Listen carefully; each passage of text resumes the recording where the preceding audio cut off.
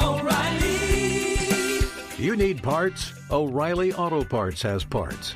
Need them fast? We've got fast. No matter what you need, we have thousands of professional parts people doing their part to make sure you have it.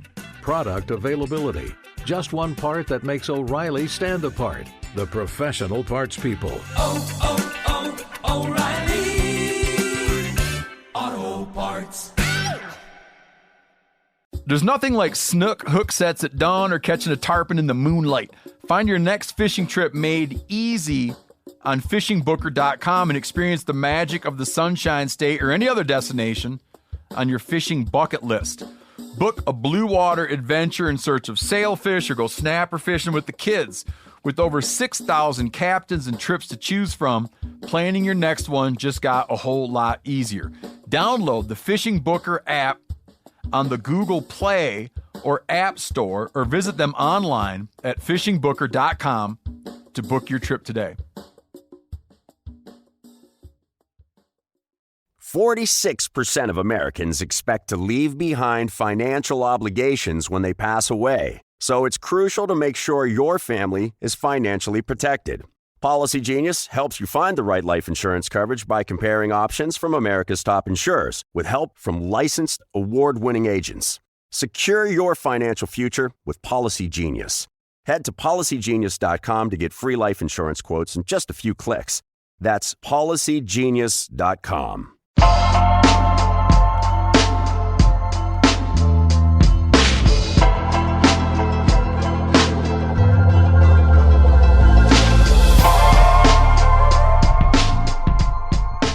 We're back with Clay Croft from Overland, which is a company that makes media around overlanding.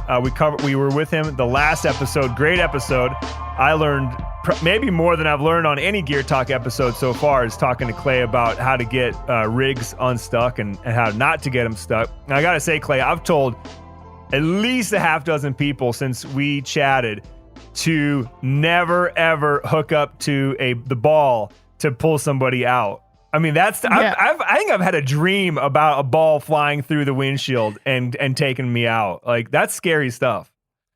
Right on. If there was one takeaway, that's one of the better ones for sure. You know, because it's so common. Yeah. Okay, so we're just today we're going to talk car camping gear, how to do it in comfort, how to do it right.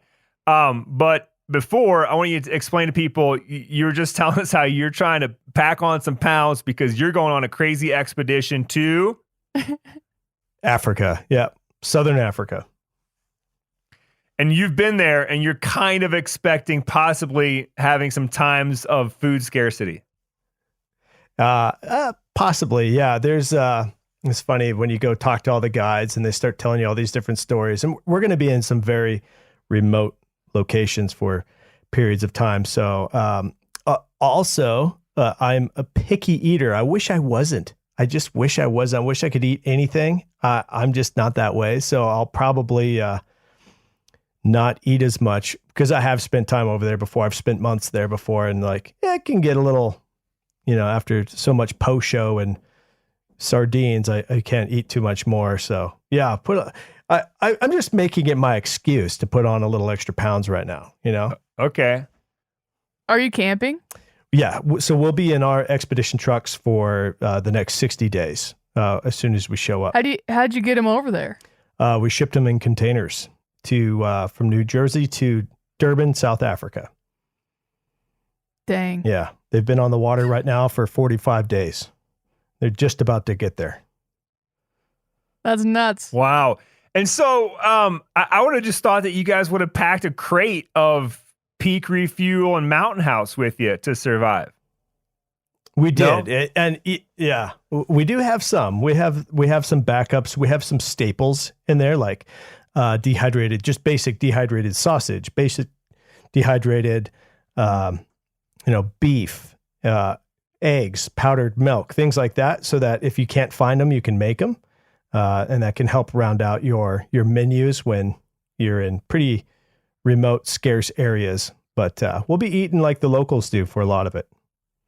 That's cool. So you must have someone on the ground then that's sort of helping you plan this, and you end up in places where you're going to be fed and sheltered too, or no? You'll be camping actually in your rigs. Yeah, we'll be camping primarily. So I anticipate over the next 60 days that we'll probably be in some sort of a lodge or a hotel for maybe 10 to 15 days at the most.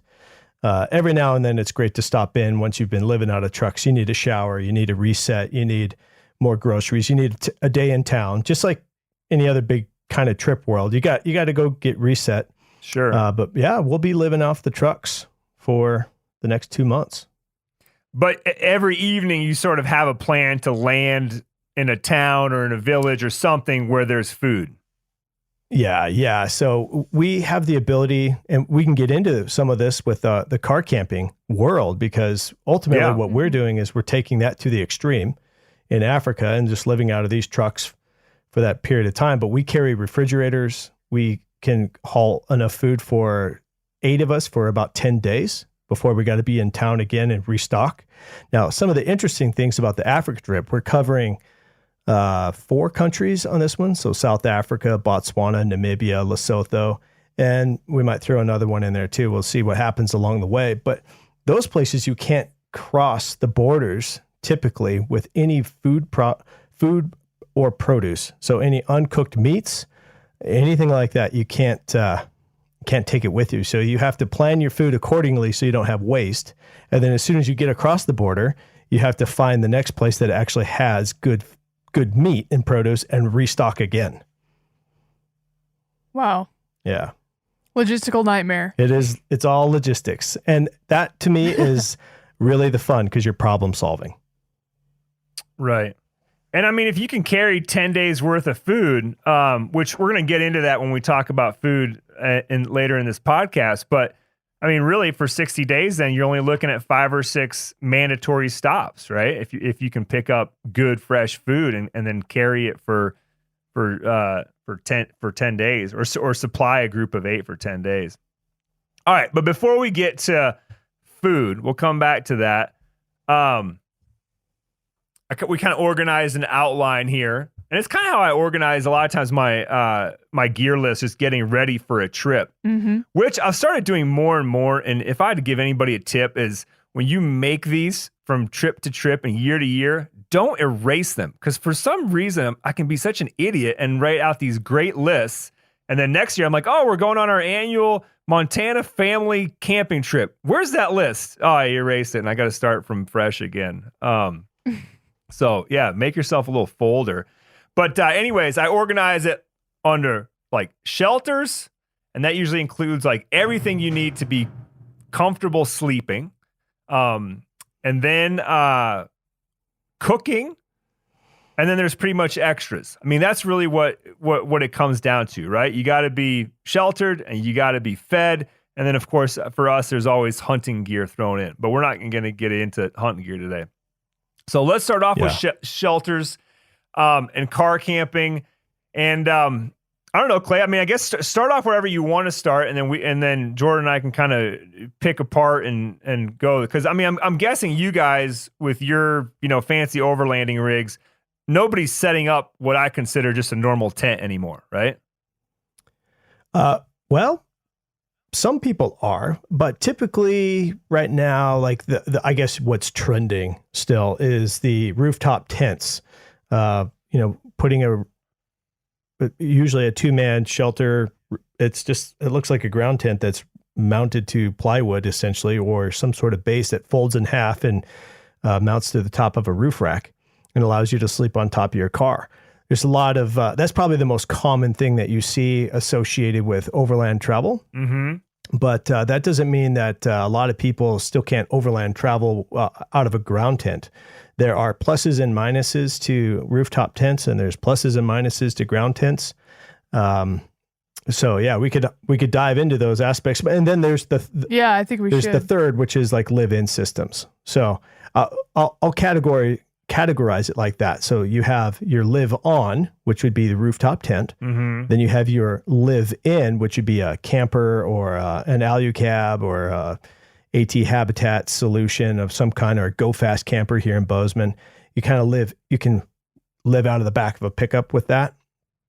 Or there's the ground solution, some sort of a ground tent, from backpacker tents all the way to a wall tent. Very flexible. So a lot of people like the rooftop tent. It's taken the world by storm over the last 5 years or so. They are very convenient. They're set up.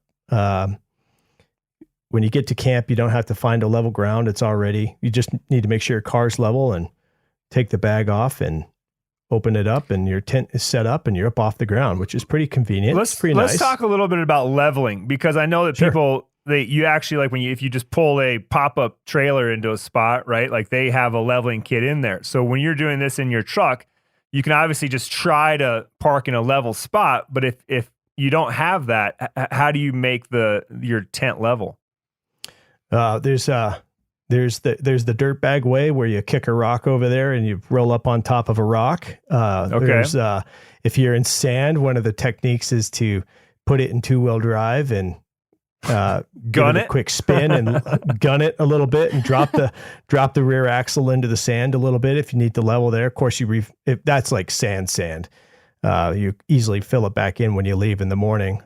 We use our traction boards, the Max Tracks, a lot. We'll take a couple off and put it under the wheel that's low to get it all level. And then our higher, more advanced trucks actually have airbag systems in them. So when we roll up, we can drop one airbag and lift the other one and get it all leveled up, which is really Gucci. It's very sophisticated, very highbrow if you got airbag systems. But most of all of our trucks we're just finding rocks and just doing it the easy way, Got it. Okay. So tell me because I'm still on the fence with the rooftop tent. I know a lot of people that have them here in Bozeman, Montana. It seems like every other vehicle has one. But what is the big draw? There is let's just say this, they're cozy. They're fun to stay in. You're up off the car, you're up off the ground. There's a sense of security, whether it be real or not, perhaps false sense of security in bear country, but you are off the ground from the critters. You get good airflow, usually up on top because you're up off the ground. Sometimes you get too much airflow because it's a windy night.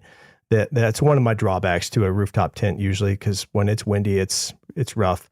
But there's no way to shut it down to keep the air from moving through? You can. They're just loud. They have rain flies, but it's not really any different than any other ground tent or something that's on the ground. Windy nights, it's a tent. Sure. At the end of the day, it's a flap. tent. It's going to flap in the wind. There are some better than others. Once you get into the wedge rooftop tents, like the Go Fast or the Alucab, there's some other, the Easy On tents that are the clamshell. They call them a clamshell or a wedge. And they're the ones that pivot on the front and lift up from the back. They are probably my most preferred rooftop tent, and they flap the least. They can actually take quite a bit of abuse in the wind and not keep you up at night. So, But all of these tents have good mattresses. You're not putting an air mattress in them. You can keep your sleeping pad and your sleeping systems inside them. So you're not stuffing sleeping bags and all that. Typically with 2 people, that's never a problem. All your bags stay up there. Your pillows stay up there. And then, you open it up, you put some poles in and crawl into bed. And I'm guessing that breaking it down is just as fast. It's a little slower. It depends. If it's a fold in half traditional rooftop tent, they take, you lift the ladder up and you fold it back in half, and you have to tuck the fabric. So it involves walking around the truck a little bit. If you have a partner, that's a lot easier because they're on the other side tucking fabric as you fold it back, and then you got to put the cover on and stuff. So setting them up is very fast. You're 3 to 5 minutes and you're set. Packing them up, maybe 10, up to 10. Got it.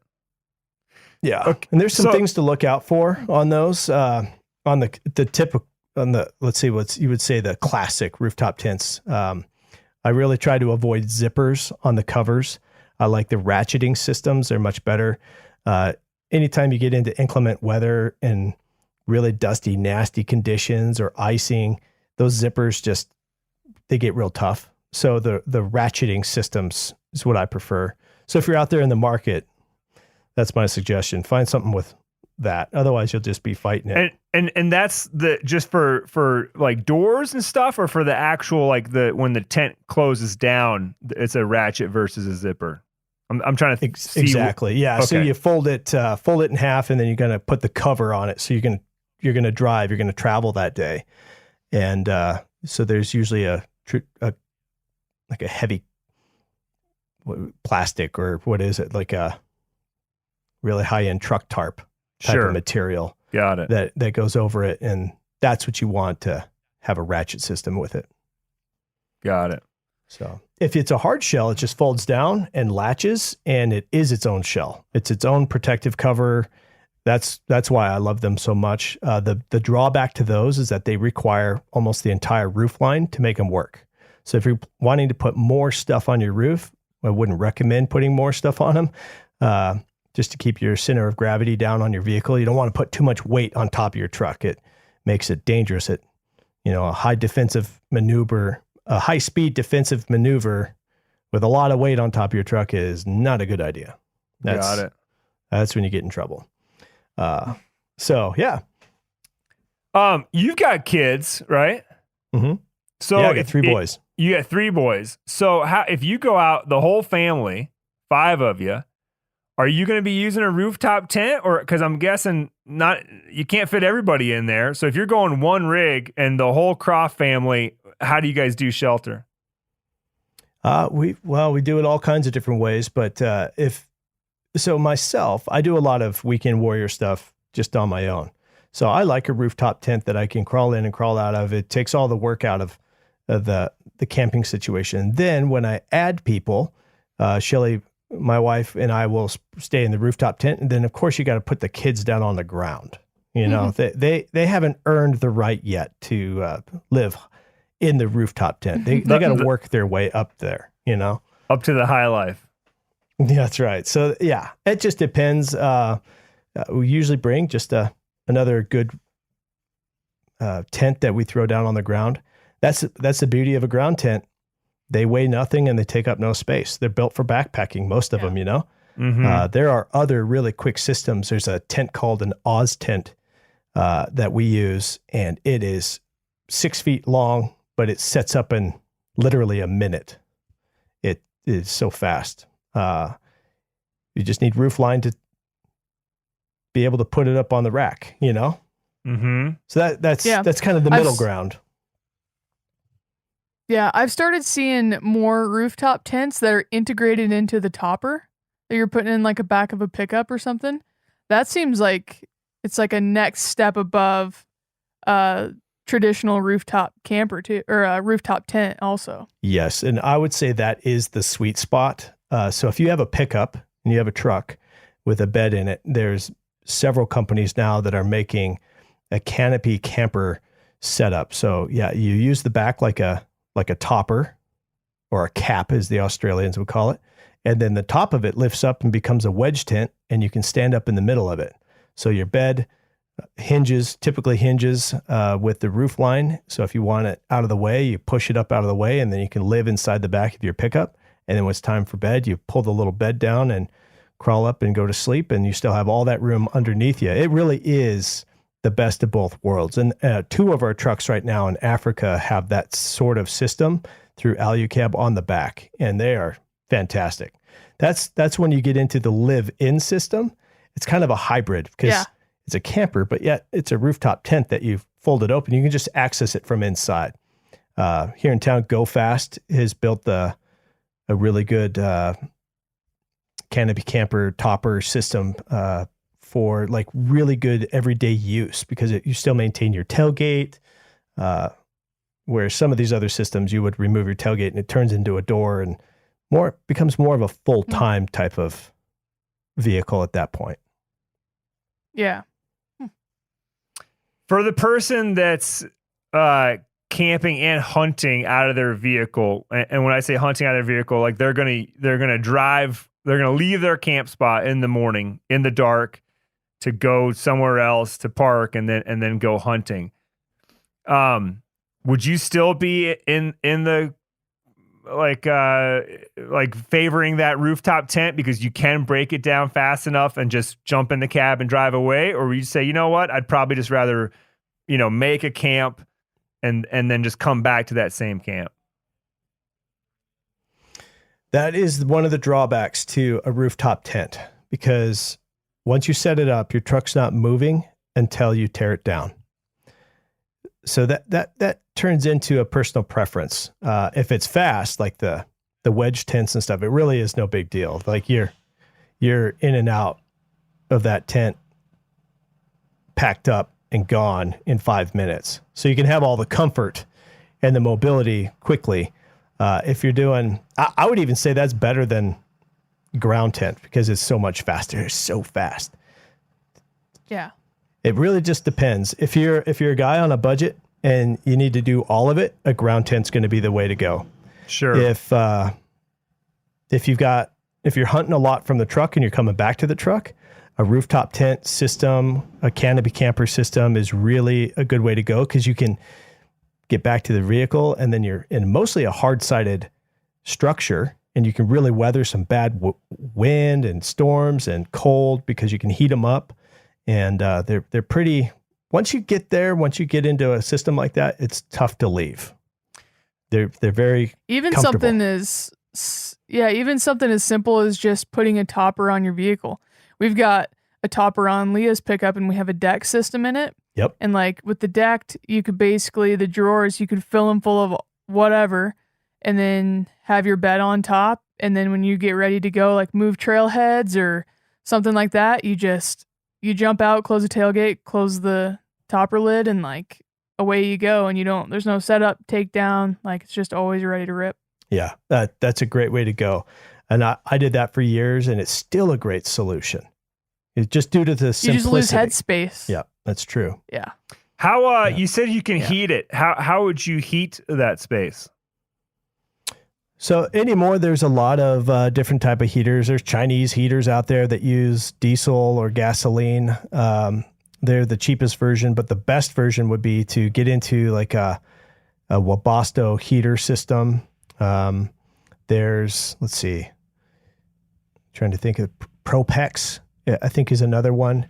The simplest way is to use like an ice house heater where you just got to make sure that you are monitoring your carbon monoxide just like you would in an ice house. And you have adequate flow of air. When you say ice house heater, when you say ice house heater, you're just talking about like a propane Mr. Buddy kind of a thing? Like a Mr. Buddy. Yep. Okay. Mr. Buddy can work pretty good. Now, the problem with Mr. Buddies or directly heating the air off of like a ceramic plate like they do is they build a ton of condensation. So if you get into the closed air systems like the Webasto systems, typically found in like semi trucks or campers, like a 4-wheel camper or any camper off the RV lot, they have a closed system where they're not directly heating the air. And that's what keeps those campers dry. You heat them up and keep them dry. But your Mr. Buddy can go quite a ways, but just be aware that you're going to build a lot of moisture inside a tent over time. So, yeah, and probably don't sleep with them on. Yeah, that's actually just don't sleep with them on. Yeah, by legality reasons, I would say do not sleep with these on. Sure. Some people do, but the best way to use them is you turn them on and you warm up the tent right before you go to bed, and you get it warm and you get all comfortable, and then as you're crawling to bed, you shut it off. And then in the morning before you crawl out of bed, you reach down there, you turn it back on, let it heat up a little bit, and 10 minutes later you crawl out and you're good to go. You keep doing that, Clay. You're going to be so soft by the end of your life that, I don't know, the worms aren't going to have a problem digesting you because you're just going to be so soft, you're going to be like jelly. No, I'm kidding. That's Right. Goal. Our buddy Spencer, our colleague here at Meat Eater, he does a lot of, kind of truck-based camping like this, running solo. and he's a big whitetail deer hunter, so he's hunting November. It's cold. And he'll run, I think, just straight propane. But I think that he actually runs 2 carbon monoxide detectors. So he has like the one that he's using, but then he has a backup as well, so that there's no question, about his air quality. He's a smart man. Because it's a silent killer, right? Like you don't know what's happening, and there's no way you just wouldn't know. You just slip into sleep, you just start dreaming, and next thing you know, it's over. That's that. Okay. Yeah. So in all seriousness, don't mess around with that stuff. Be safe about it. Okay. So I guess we kind of covered the regular tents, rooftop tents. Anything else we need to talk about? What you call live-in systems or campers? Yeah, I would say that be mindful of weight when you're getting into these camper systems, and any time that you're looking at a rooftop tent or definitely a camper live-in, the weights on these trucks get out of hand pretty quick. So just be thinking about what your trade-offs are when you go to these different systems. Are you putting the weight up too high? Is your truck ready for that? Are you putting so much weight with the back? How many campers have we seen going down the road where it's sitting in the back and that truck is just down to the bump stops on the back, and they say, oh, well, my truck should be able to handle that. Like, no, it's not really designed to handle that. You gotta think through it a little bit more to make these systems safe and good. But, so there's the logistics side to think through, but personally, we use them all still. I'll be in a ground tent this week with the trip that we're doing. I'm going to be living in a rooftop tent this weekend, and I'll be living in a live-in system for 2 months in Africa. So we do it all. It's just kind of tools of the trade. Okay, and so when you say, so just so we're not talking about tow behind trailers. When you say live-in system, you're talking about when you just see the back of the truck and it's basically got a camper that's just sitting in the bed. That's kind of what your definition of live-in system is? Yeah. So if you could be living in the back of a bed of a truck and you have walls around you of some kind, that would be live-in. And then live-out systems would be rooftop tent, where you do all of your cooking and everything outside and you never really crawl in. You would maybe... a topper system would even probably be considered mostly a live out of system, because you're just using the topper just to store gear, but you're still doing everything outside. Got it. Yeah. Got it. So yeah, I mean, it's obviously we could go down a huge rabbit hole, but I can tell you, I've never even stepped inside one of these live-in back of the truck systems. So I am very curious, because when I look at it, I go, there's no way there's enough room for me as a 6'2" human to go in there and then live comfortably. So like, walk me through just the basic layout and I guess how you can do everything. I'm guessing you're doing everything besides the toilet, right? Yeah, we avoid toilets usually because, we still use the good old nature to do that. But there are a lot of systems out there that allow you to use a toilet in these live-in systems. Really? There's so much stuff. So a lot of this stuff comes from, there's 2 worlds that it comes from. It's interesting. There's the boating world. There's a lot of stuff that comes from boats and yachts and things like that, that translate, because it's all 12 volt. Yeah, and it's small quarters. Small quarters moves into a truck.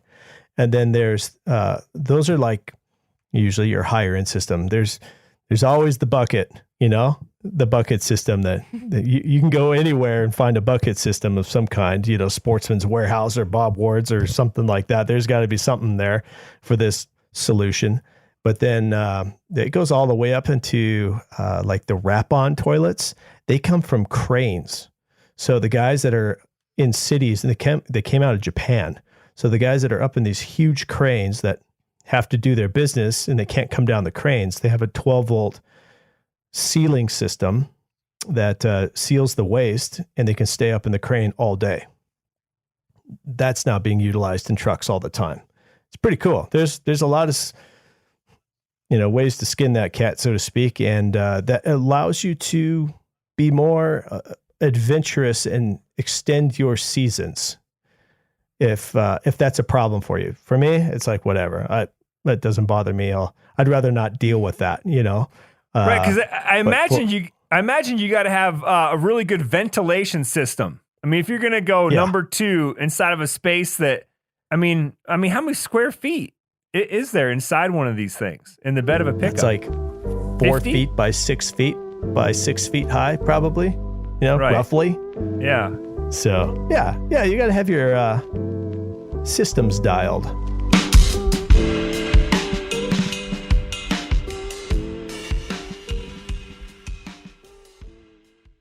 O'Reilly Auto Parts are in the business of keeping your car on the road. O'Reilly Auto Parts offer friendly, helpful service and the parts knowledge you need for all your maintenance and repairs. If you're confused about what part you need, like what wipers are going to be the best, what replacement headlights are going to be the best, go into O'Reilly and talk to the people that work there, because they're great and they're super friendly, and they'll get you squared away where you walk out knowing you got the right thing. They've got thousands of parts and accessories in stock, either in-store or online, so you never have to worry if you're in a jam. Do you need your windshield wipers replaced? You need a brake light fixed? You need some quick service? They'll help you find the right part or point you to the nearest local repair shop for help. The professional parts people at O'Reilly Auto Parts are your one-stop shop for all things auto do-it-yourself, and you can find what you need in-store or online. Stop by O'Reilly Auto Parts today or visit us at O'ReillyAuto.com/MeatEater. That's O'ReillyAuto.com/MeatEater. There's nothing like snook hook sets at dawn or catching a tarpon in the moonlight. Find your next fishing trip made easy on fishingbooker.com and experience the magic of the Sunshine State or any other destination on your fishing bucket list. Book a blue water adventure in search of sailfish or go snapper fishing with the kids. With over 6,000 captains and trips to choose from, planning your next one just got a whole lot easier. Download the Fishing Booker app on the Google Play or App Store, or visit them online at fishingbooker.com to book your trip today. You ever get that feeling you're stuck inside staring at screens and a primal urge kicks in? You crave wide open spaces, fresh air, the chance to connect with the land. Well, maybe it's time to find your own piece of the wild, but searching for property can be a maze. That's where Land.com comes in. They got millions of listings across the country, from mountain ranches to hidden fishing holes. Their search tools are like a seasoned guide helping you narrow down what you want. Land.com isn't just about buying and selling. It's about finding a place to hunt, fish, explore, or simply sit by a campfire and listen to the crickets. So head over to Land.com today to turn one day into today, because trust me, there's nothing quite like the feeling of standing on your own piece of earth. All right, so walk me through. You open the door, you step inside. I just don't understand, really. And again, I should just go and check one out, but walk us through for other people that haven't been inside one. Like, how does it work that you're going to sleep in there, you're going to cook in there, you're going to eat in there, you're going to hang out and play some cards maybe when the weather's got you down? Like, how are they mostly configured? Sure. Well, we'll go with the four. We'll start with the 4-wheel camper type of system. And I say 4-wheel camper because they've been around the longest. There's other brands out there now, but like, so this is a slide-in camper. It bolts to the 4 anchor points in the back of your bed, and you usually have a tailgate that comes off, and the camper has a door built into it. So you open the door, crawl into the back, and you lift the lid. So there's 4 latches on the outside that allow you to just unhook those, and then you go to the back and you push up the rear, and then you go towards the bed and you push up the front of it, and it makes a taller camper. It raises the whole roof. That's how you get a lot more room out of them. Usually over the cab, because the camper sticks over the cab. That's where your bed's at. So it makes room by putting the bed extending over the roof of the truck. And then you have the whole back of the bed to turn into couch and dining space, a sink, a fridge, a heater, sometimes a bathroom, and some sitting areas. And they are extremely comfortable.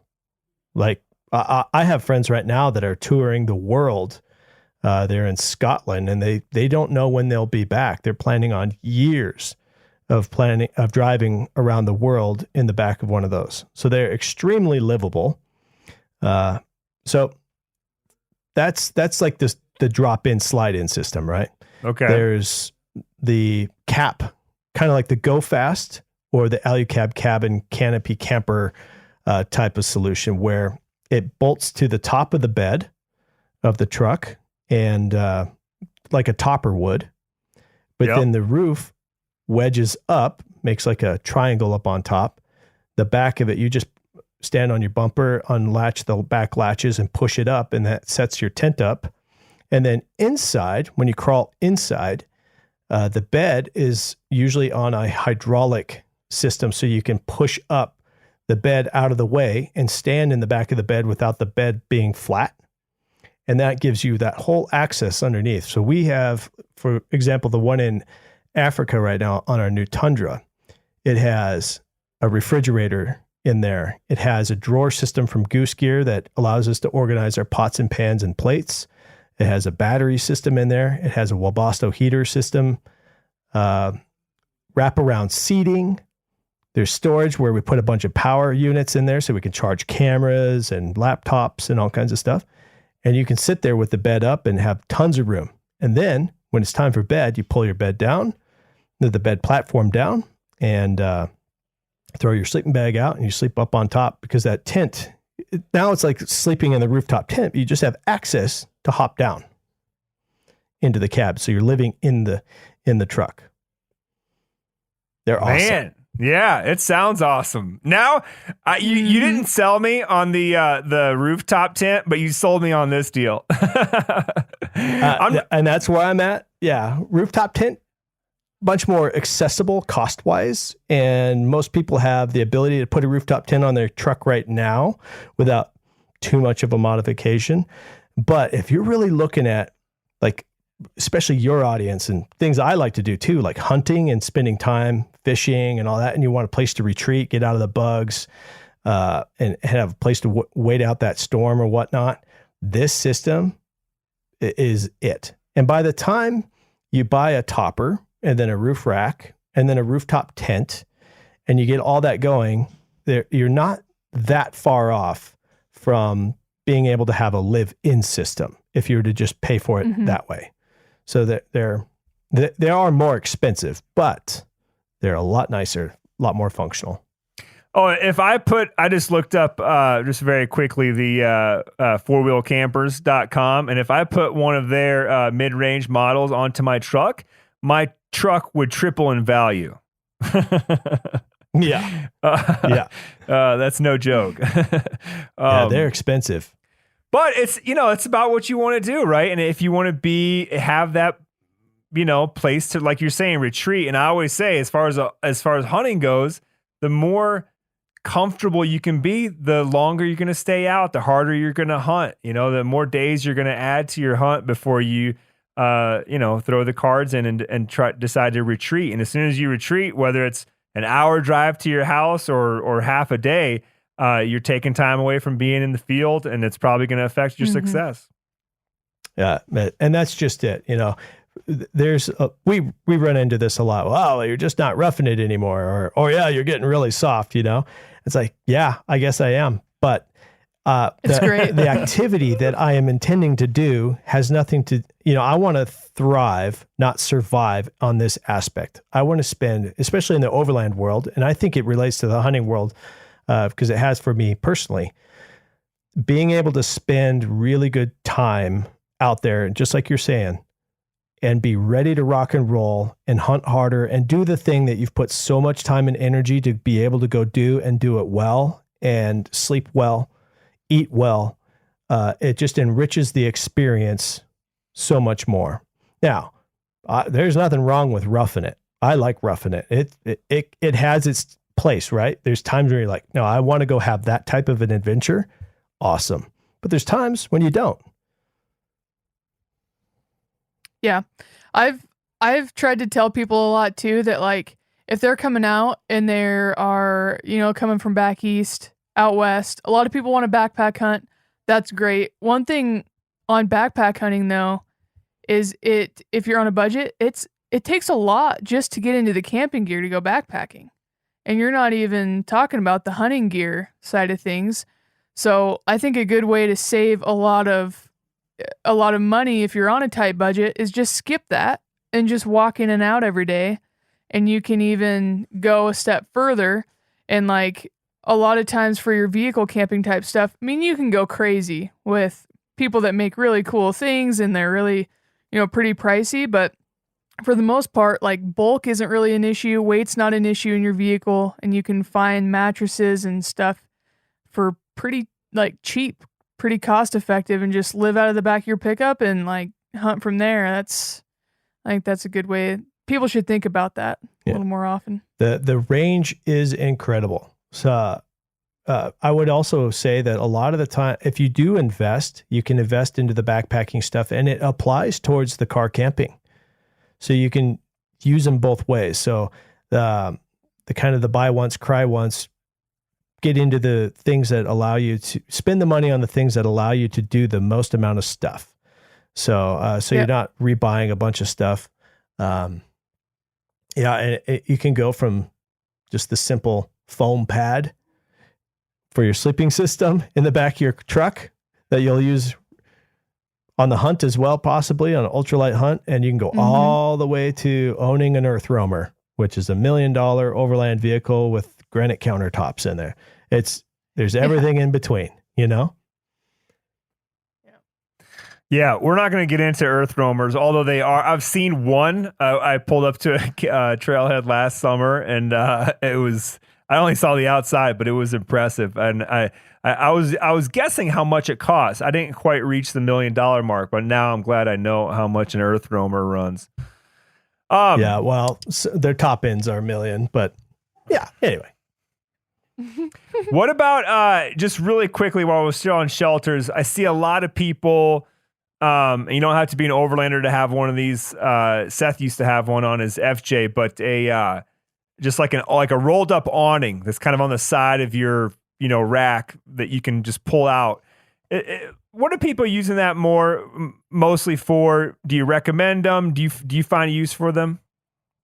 Yeah, awnings are great. So it gives you the ability to make shade or cover from sun or rain. And they're probably one of the cheapest and simplest things that you can mount to a vehicle that provides you a significant level of creature comfort. A lot of these even have like bug nets that drop around them so you can sit and eat out of the bugs. A lot of them have drop down rooms that you can attach to them. So if you want to sleep just out of off of an awning, those are there. They're a necessity for all of our trucks. Not every single one of our trucks in a convoy has them, but of the 3, 2 of them have them. And there's a wide range of awnings out there for vehicles now. There's the simple ones that just unfold by hand and you set them up. Make sure you always stake them, by the way. I've damaged so many awnings over the years. They're a parachute, and it just takes a puff of wind from, down the canyon to fold it over the top of your truck, and you're replacing it. So make sure you always stake any of these down. But they go from a wide range of sizes, like just a 4-footer off the back that goes over the top of your tailgate and extends back, to my favorite right now is the Easy On 270 awning. It goes what's 270 degrees. No, it's the Easy On 270. Okay. And 270 degrees. So it sits on the side of a truck. And when you unfold it, it has the arms that come out and extends shade off the side of the truck all the way back over the tailgate. So wow, fantastic. So if it's a hot day, like here in Montana in the summer, it's hot. And if you're hanging out, that's where you're going to be sitting. You don't want to sit in the truck. There's just not enough air movement. You can sit out and picnic and make your meals, prep your rifles, prep your packs, and all of that in the shade. And then if the weather gets bad, you're covered and you have a lot more working space. And when you don't need it, it all packs up, rolls away, zips up into a bag that sits on the side of your roof rack. They're pretty handy.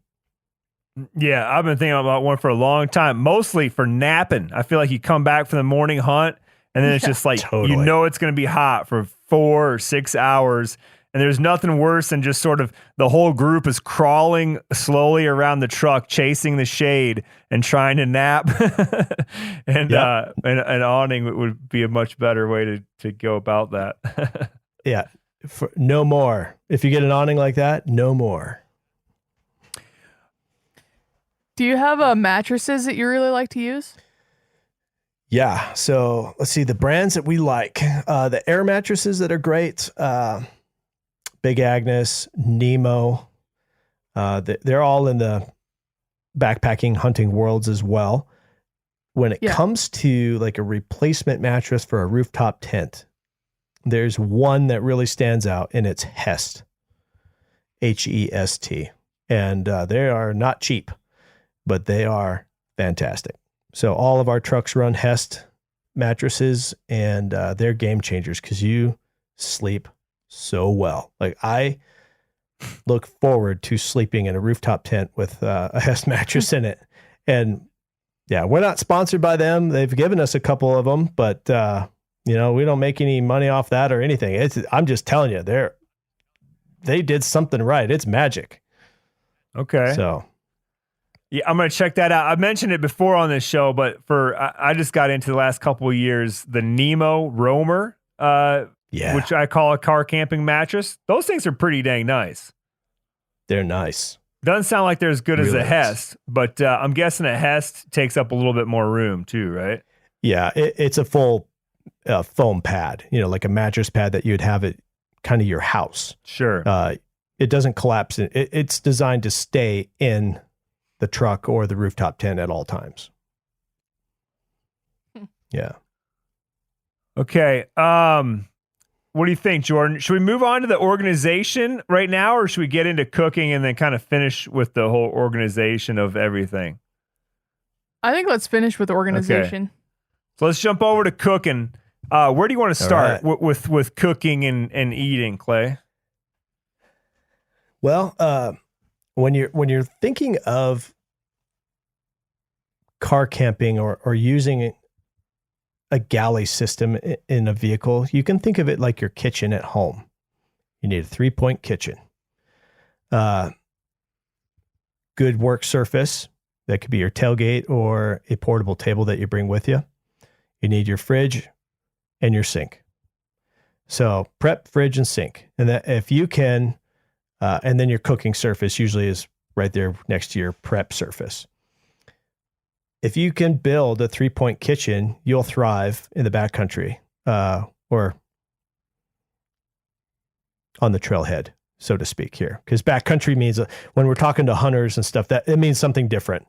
So like at the trailheads, when you're back in there, wherever you are remotely, if you have that, you're going to be able to cook anything that you would really at home outside of the oven. And even for that, there's Dutch ovens and techniques to make whatever you want.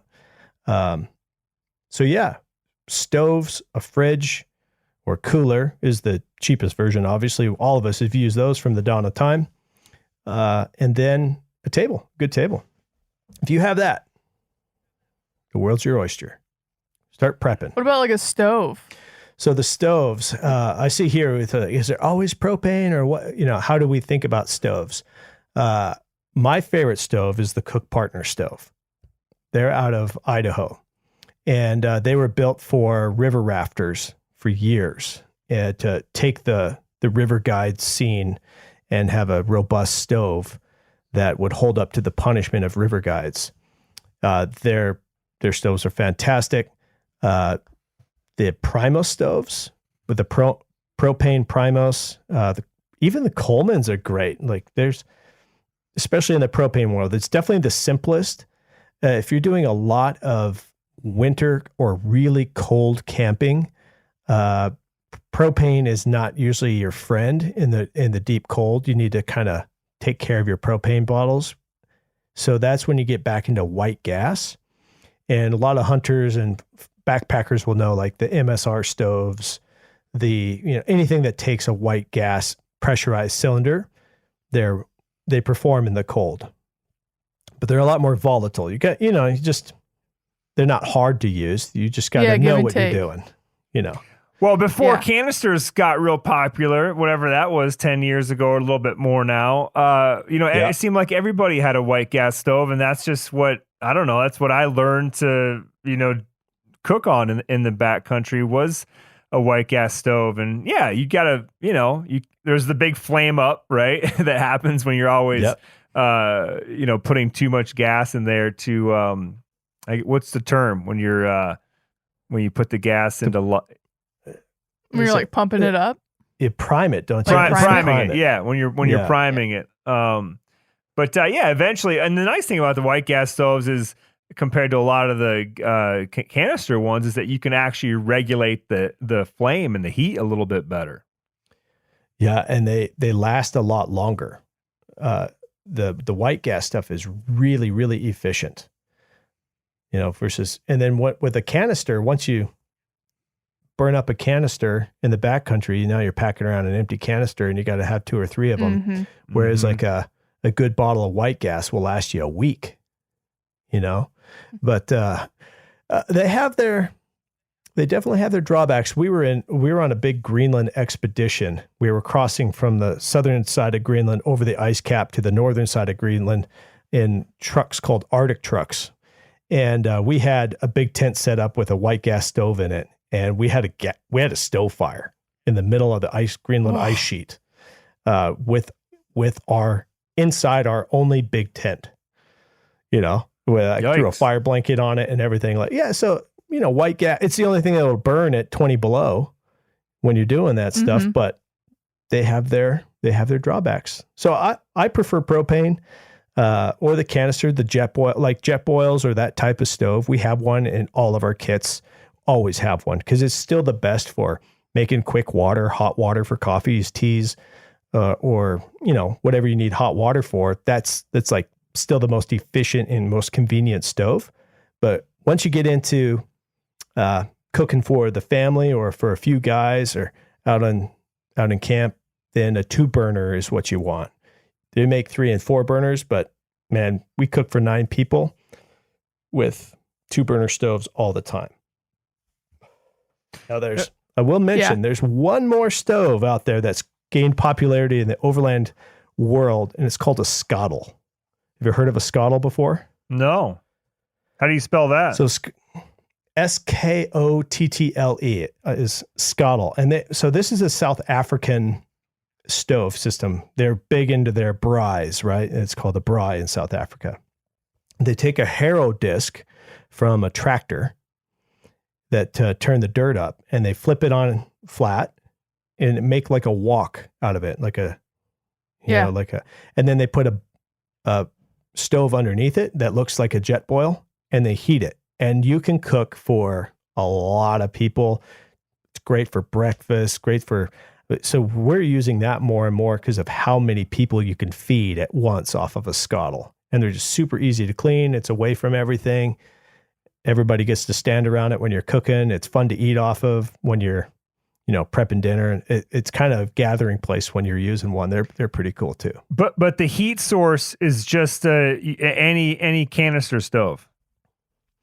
Yeah. Like a propane bottle. It's like a propane bottle on the bottom. It's like a jet boil. Think of a jet boil that's hung under a harrow disc from a tractor. And it heats it right. So right in the middle at the bottom of the disc is the hottest. And then as you move food away from it, to the edges, it cools off. So you can that's getting a little too done. You can push it off to the edge, and they're very, very flexible and cool. So it's not quite the bowl that a wok is. It's a little shallower so that if you move stuff to the sides, it'll stay there. You're not like flipping this thing like a pan. No. Got it. Huh.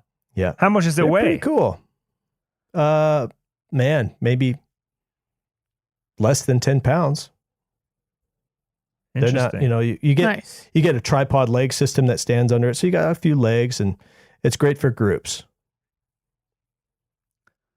We've been in the trailer. We've been using it's like the Pit Boss flat. It's like a griddle, basically. It's a 2-burner griddle that runs off propane that just sits right on like a tabletop.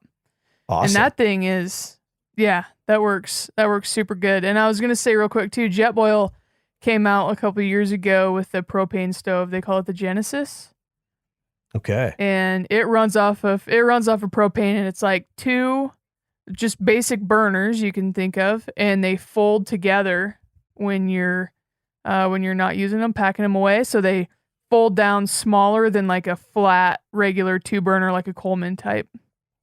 Gotcha. Oh, Type that's deal. cool. Jetboil is a great brand. Yeah. If you haven't looked into them, they make good stuff. Yeah, but man, I gotta say, their standard, like original Jetboil, I feel like if you run that thing next to the MSR reactor, you familiar with that stove? I think I've been around one of them. Yeah. Yeah, I Is mean, the reactor better? I would say that it boils water in a third of the time. Wow. I'm not joking. Okay. Like, and especially, and Awesome. I don't know if it has something to do with, like you said, the mix in the canisters. Maybe there's more propane. I don't exactly know it's isobutane, right? Is usually it's in the canister. Yeah. But somehow it seems like those Jetboils, at least the versions that we used to use a lot on meat eater trips, they would just fail miserably as the colder it got. I mean, you'd sit around trying to make just coffee for a group of 6, and you'd be like, you know what, guys, we got to go hunting. We just don't have enough time to, boil water for more people. Where I feel like those MSR reactors, I mean, you crank them, you don't even have time to go take a pee and come back, and the water's boiling over. Ooh, I'm going to check into that. I would for sure. Funny?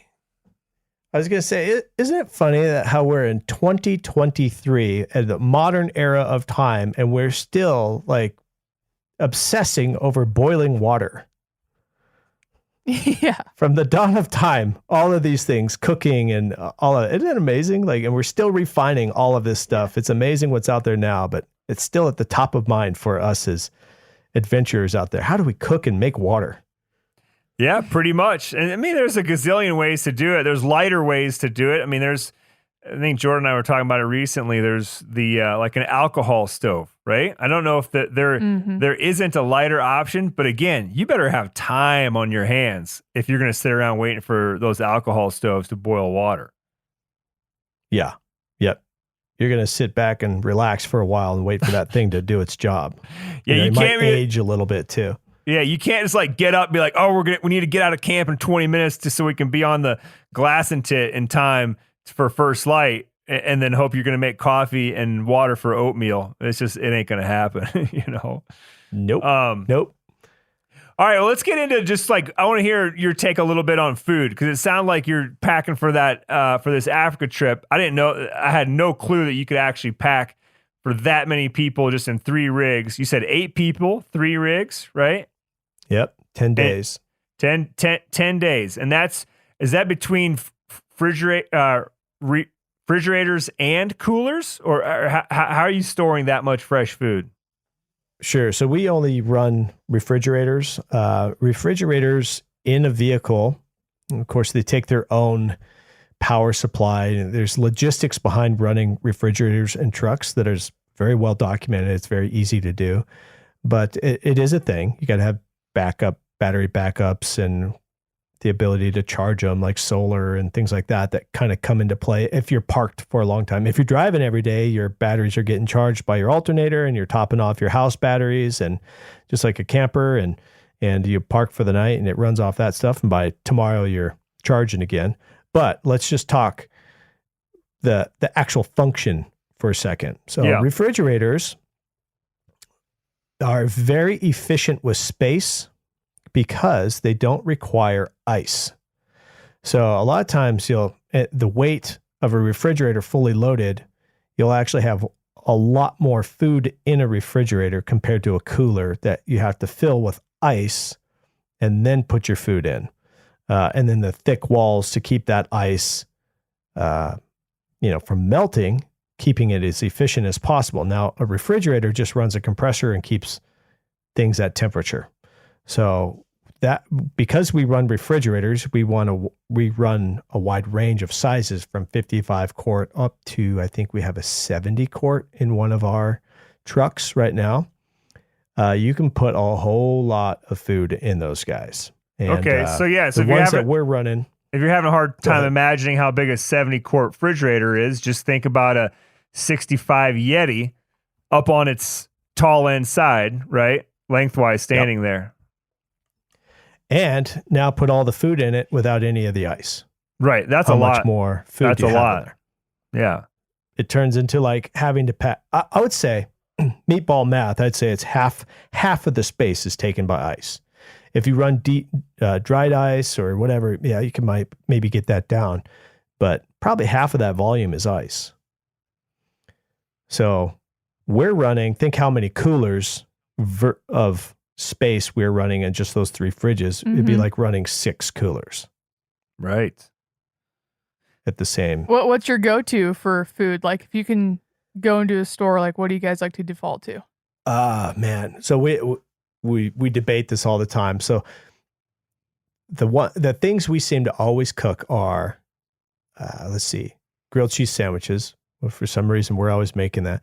Tacos are a fan favorite. Spaghetti is a favorite of all of ours. But we're making all kinds of stuff now between these things because we have the ability with these fridge freezers to have frozen food. And that helps us in our 10-day time. We're not keeping some of those meats and produce non-frozen for that long. We have one of ours that is dedicated as a freezer. So we have ice and ice cream and all kinds of stuff if we want 5 days, 6 days into our trip. In Central America, we went from Baja all the way down to Panama and all the way back and never got into this one ice compartment. And we had packed a pint of ice cream, Ben & Jerry's. It was the saddest thing ever because we didn't eat it at the bottom when we got to the Darien Gap. We hauled it all the way home and ended up giving it to like the Holiday Inn receptionist because we were flying out the next day. We're like, we packed this thing this whole time. So we can keep ice cream good for months in these systems. So we can pack all kinds of stuff.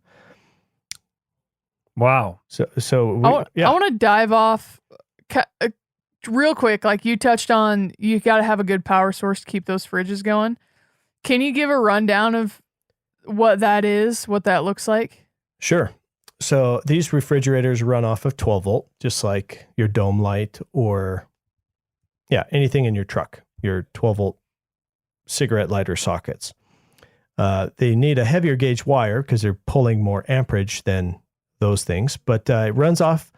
The simplest way to explain it is that you have a power line and a ground line that run off your battery and to where your fridge is plugged into, and then you tap into the fridge through that, and then it's fused obviously for safety near the battery. Mm-hmm. But that refrigerator runs off the capacity of that battery. So if it's a start battery, you got to be careful because if you run your refrigerator too long, it could deplete the ability to start your vehicle. That's why a lot of us overlanders carry secondary house batteries or a dual battery system. So let me... I'm kind of surprised you don't do like a Goal Zero or something like that. So the Goal Zeros are a good way to go as well, especially if you don't have a full-time build. If you're kind of using your truck as a daily driver and you want this ability to power a refrigerator for the weekend and then the rest of the week you need to do something else with it, Goal Zero systems are great for that. You still probably need to think about how you can charge it in the field, especially if you're not able to charge it off the truck. So that's when solar kind of kicks in or whatnot. But almost all those systems on the Goal Zero side, you can plug them into your truck and charge them while you're driving. And that's a good, simple way to start. Yeah. So the extra batteries that you guys carry, you'll still have a standard car battery like we all do. That doesn't change, or do you have a different, better, more expensive battery in the engine compartment, and then as well you have something else just so you have more, I guess, more power stacked up? Yeah. The answer is we use all kinds of systems like that. I guess both. So sometimes, for example, we have a 3rd Gen 4Runner out here that only has a start battery. We put a better, deeper celled battery into it. Think of a battery like a well. So depending on the battery, how much water is in the well. You put a bigger battery in there, you can deplete the power more before it won't start the car. So you need a bigger battery and it'll hang on longer. Sometimes we'll do that with the start battery, but then we'll supplement its power by putting a solar panel on the roof that charges that when we're not running the truck. And that's managed by different power systems. Like, look into Red Arc systems on how to do all of that. That is hands down the best systems out there. That allows the vehicle or the charger, it's called a battery charger controller, that will manage, I have solar power coming in. I can charge that start battery while it's sitting here. Oh, now I have alternator power coming in. I can charge that start battery off the alternator because that's the better source right now. And that keeps those batteries, those start batteries, topped off, and that therefore I can run a refrigerator pretty much all the time. I have one running out here continuously through the summer, and it only has one battery because it has a good solar panel. And when it's out there sitting, the solar panel is just running the fridge, essentially. Now, if I want, in our other trucks, we run a lot more robust power systems because we're doing a lot more with them. We're running, in one of our trucks, we're running 2 refrigerators. And in the other truck, we're charging all of our camera gear for our production to make our show. That's drone batteries and cameras and GoPros and all kinds of stuff. We do not rely on the start battery for that. We just keep the start battery for that, its original function, and then we put in secondary house batteries in the back of the truck to run everything else. Got it. That's its own podcast in itself at some point, because it is so, you can get really into the weeds on how to do that. But ultimately, you need the takeaway is you need power to run a refrigerator, and you need to be able to supplement the power or charge it in some way. So how you decide to do that is up to you and like your habits, what your trips look like. Would you ever, because I know some fellas that I used to guide elk hunting, and they would drive out from the Midwest or even as far as Pennsylvania all the way out to Colorado, and they would actually have a trailer, sometimes enclosed, sometimes open, and they would just have their regular old, $300 or $400 deep freeze, and they would run it off a generator. And basically they would just, when it was time to go home, stack all their elk meat in there, turn on the generator, get that thing frozen. And it doesn't have to stay on, because obviously you can have an insulated freezer and turn it off. And even on a hot day in September, it can probably make it, 10, 12 hours. And then they would just start it back, the generator back up again, and cool it back off. Is that, do you guys ever run generators like that for power? We used to run generators back in the day, but now, we haven't run generators since like 2017 or something like that, because the power systems got so efficient with solar and the batteries got so good, especially once lithium came on the scene, that we haven't needed generators. Now, it is probably one of your cheapest, most versatile ways of keeping power to your systems. You're $1,000 into a generator and the gas to keep them running, but then you have all the trade-offs. You got to carry fuel, you got to monitor them, and then obviously the noise. It's another thing. It's another engine that you need to maintain, but there's nothing wrong with it. It works great. It's just probably, it's heavy. It takes up more room, I'm guessing, than some of these solar systems, right? Yep.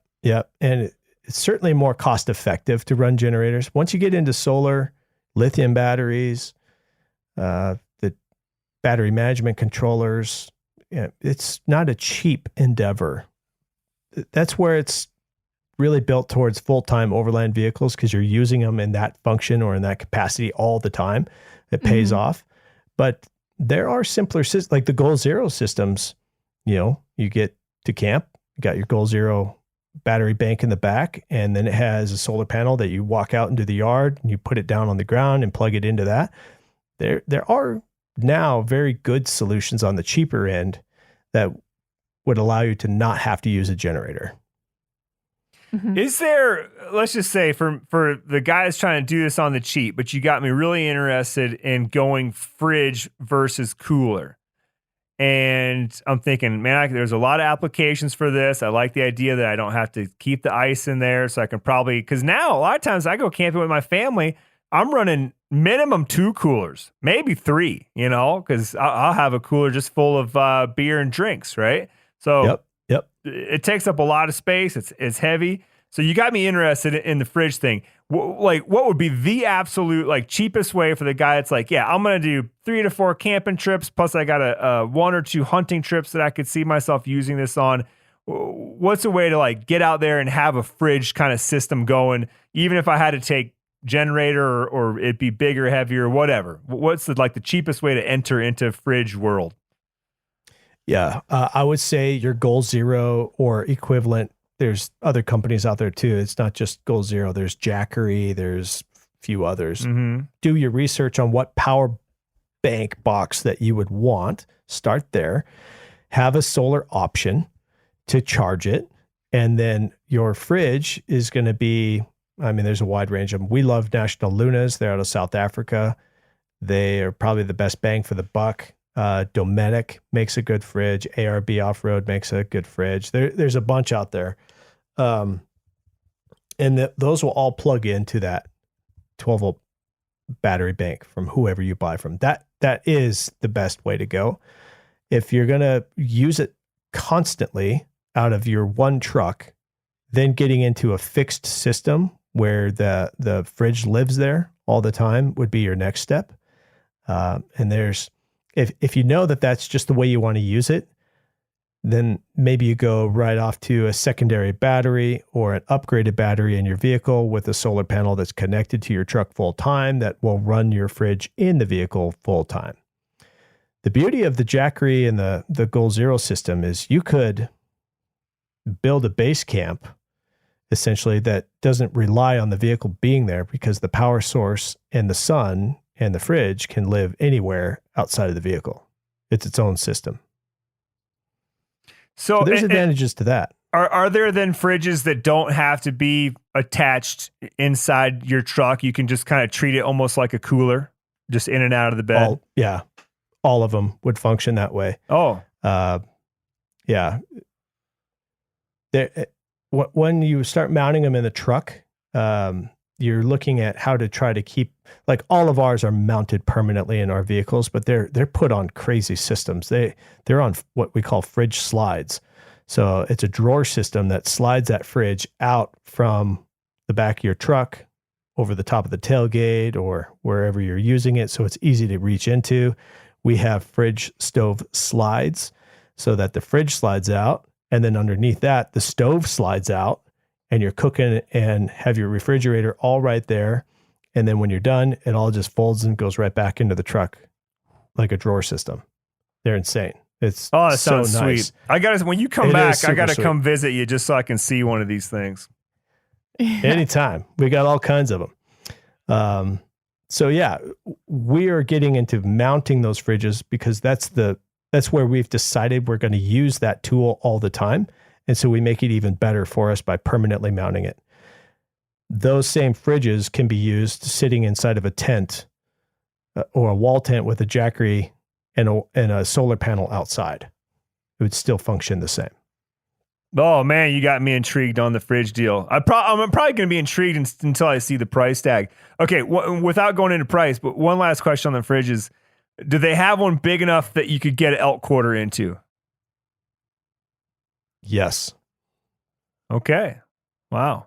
I think National Luna does. They have one that is just humongous. You would have to bone it to some degree. Okay. But yeah, it would fit in there. Yeah, I think in that situation, if you're really, off the grid that far, and you have to get your meat cool. I usually don't like to debone, but I think in that scenario, so you could stay out there and keep hunting for the other people in the party, that I'd gladly debone it and just stick it into that thing. That's slick, man. Yeah, there's some pretty cool applications towards the hunting lifestyle with a lot of this stuff. All right, we're saving organization to last. Touch on lighting real quick. Anything like specific you like that's something that you use maybe that most people like don't know about, like a special lantern, or I don't know. Like I'm using some form of LED rechargeable lantern these days. Is that the program you're on too?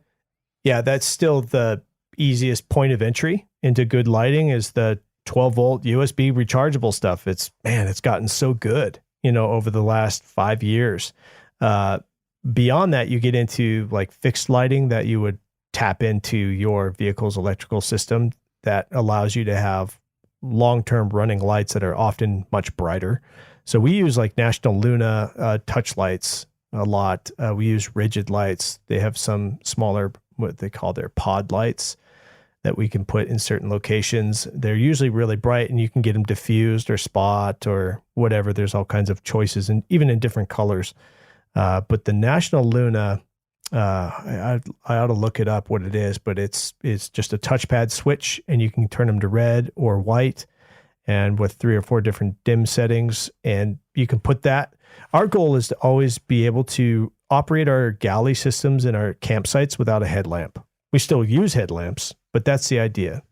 And there's a time when that's appropriate and when that's not appropriate. When you're around a lot of other campers, you don't want to look like the lunar lander, there with everything lit up and annoying everybody. There's a time and place for courtesy, where you just use your headlamp and you're not, crowding other people with your light. Let them have their experience. Yeah, you still want to be able to see the stars, right? You light the place up too much, the stars get kind of dim. Yeah, one of my favorite little lanterns was the Snow Peak lanterns. They even have some of them even have like a candle flicker function. Ooh, yeah, it's pretty cool. Romantic. Yeah, you and the boys out there with the flickering Snow Peak lantern, but it can create a good ambiance. When you're looking for that type of experience, it's just good. Depends on what you're going for. It's all out there. Okay, last but not least, organization. And in there too, Jordan wrote down water containers. That's a good thing to cover off on. Let's just do that too right now, Jordan, because that's related to food and all that stuff. Yeah. Yeah, water is it's a thing, so it's tricky. Can be. Yeah, so we like the go-to is the Scepter jerry cans. And that's what the military, it's a staple inside the military. Okay. They're 5 gallons. They're really tough. They're food grade plastic, and they work great. You can buy the cheaper stuff at like Walmart and things like collapsible bins and all that. They typically fall apart at the worst time and leave you stranded. So water is such an essential part to a good camping experience that I would say don't go cheap. Don't go down the cheapest route, because it'll just leave you frustrated because the plastics are bad and they break easily. Mm-hmm. And then that'll make you have to go home, Another great one out there right now is Dometic just came out with their, I had to see what it's called, but it's a jerry can of sorts that they hook up a USB 12-volt pump to, that you turn on and off with your finger touch. So it's sensitive to your finger like your phone is, and you can turn on the pump, turn off the pump, and it charges by USB. Awesome. They're really awesome. If you're looking for water filtration at the same time, there is Lifesaver jerry cans that are really cool. They you can put in water that you need to filter, and then as you use it out of the jerry can, it filters it in place. So if you use one of those, just heads up, you need to keep the wet at all times and never let them freeze, because just like any water filtration, don't let it freeze. It breaks the filters and it's not doing its job anymore. And then that one, you don't want it to go dry. So you need to keep a little bit of water in that. Once you start using them, they need to stay wet all the time to keep that filter happy. So, but and they're really cool too. And I'm guessing that yours in your overland rigs, the jerry can's probably attached somehow, or there's a slide, and it's probably in a position where you can just open a valve and have water coming out, right? Like you're not taking a jerry can out and sticking it on a stump like I do in my camp. Sometimes we are. Like CBI Off-Road makes a jerry can holder that sits on the back, and until the front runner, another cool jerry can, there's a front runner jerry that has a spigot on the bottom of it, and it can sit inside of a carrier. And then, it's like the got pot, if you recall those. So, you can just go up to it and fill it up right off the carrier right there. You never have to move it, which is, as we get into our storage and organization, if you never have to move anything to use something, then it's been done right. And water is one of those things. You're always moving it to where you need it.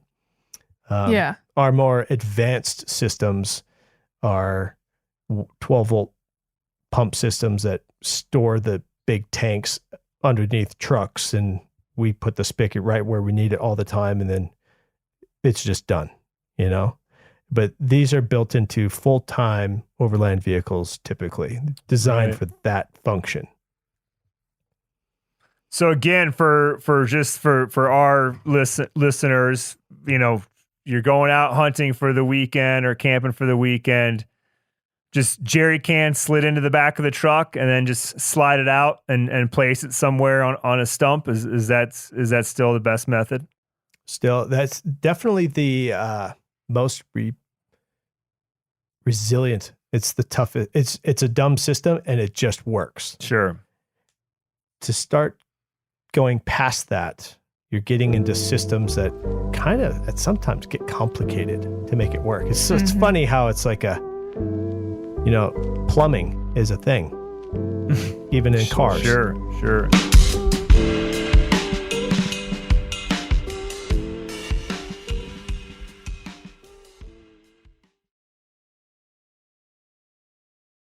O'Reilly Auto Parts are in the business of keeping your car on the road. O'Reilly Auto Parts offer friendly, helpful service and the parts knowledge you need for all your maintenance and repairs. If you're confused about what part you need, like what wipers are going to be the best, what replacement headlights are going to be the best, go into O'Reilly and talk to the people that work there, because they're great and they're super friendly, and they'll get you squared away where you walk out knowing you got the right thing. They've got thousands of parts and accessories in stock, either in-store or online, so you never have to worry if you're in a jam. Do you need your windshield wipers replaced? You need a brake light fixed? You need some quick service? They'll help you find the right part or point you to the nearest local repair shop for help. The professional parts people at O'Reilly Auto Parts are your one-stop shop for all things auto do-it-yourself, and you can find what you need in-store or online. Stop by O'Reilly Auto Parts today or visit us at O'ReillyAuto.com/MeatEater. That's O'ReillyAuto.com/MeatEater. There's nothing like snook hook sets at dawn or catching a tarpon in the moonlight. Find your next fishing trip made easy on fishingbooker.com and experience the magic of the Sunshine State or any other destination on your fishing bucket list. Book a blue water adventure in search of sailfish or go snapper fishing with the kids. With over 6,000 captains and trips to choose from, planning your next one just got a whole lot easier. Download the Fishing Booker app on the Google Play or App Store, or visit them online at fishingbooker.com to book your trip today.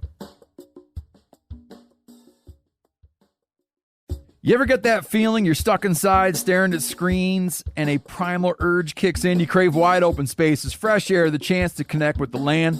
Well, maybe it's time to find your own piece of the wild, but searching for property can be a maze. That's where Land.com comes in. They got millions of listings across the country, from mountain ranches to hidden fishing holes. Their search tools are like a seasoned guide helping you narrow down what you want. Land.com isn't just about buying and selling. It's about finding a place to hunt, fish, explore, or simply sit by a campfire and listen to the crickets. So head over to Land.com today to turn one day into today, because trust me, there's nothing quite like the feeling of standing on your own piece of earth. How do you calculate how much water you need to carry?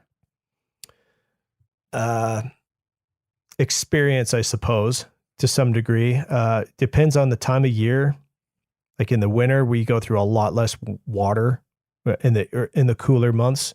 In the summer months, obviously, we're drinking a lot more. But then the dishes scenario, if you're using this water for dishes, you're just adding a half a gallon of water per person per day for dishes, just to help understand how much you should have for that. And then that's got a lot of conservation built into it. That's probably 20% over what you actually need, but then you're not left without water, which is, like we said earlier, that's something that'll cause you to go home.